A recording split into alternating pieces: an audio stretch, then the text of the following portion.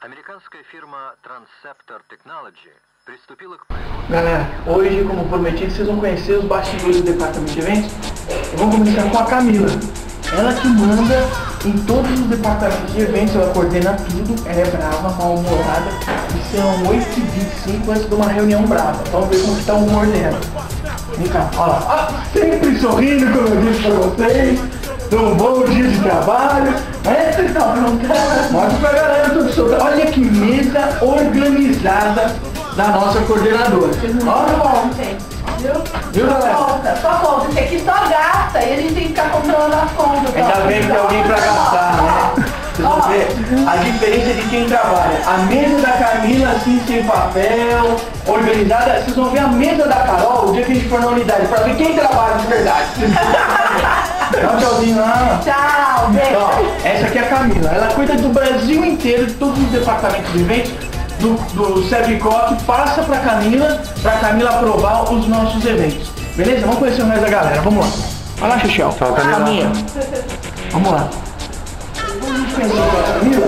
Nós vamos conhecer todo o departamento de eventos da parte administrativa. Beleza? Vamos lá. Chega aqui.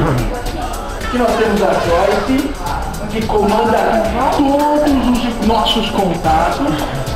Aqui nós temos todo o departamento de eventos. Então, ó, o Tico, o Neto, a Marianinha desse lado aqui. A Marianinha cuida de Brasil, a Monique da parte financeira. E temos aqui um intruso, que é o Ítalo, que devia estar na unidade de Portugal, mas está aqui passeando hoje.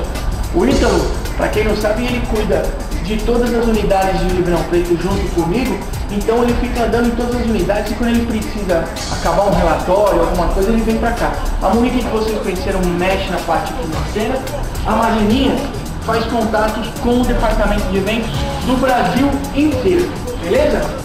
O Tico, além de trabalhar com a gente junto com o Neto, ele faz bolo também com a galera. Quando a gente aqui tá todo mundo desesperado de fome, a gente corre pro Tico e ele faz bolo. E aqui é a Cassiana.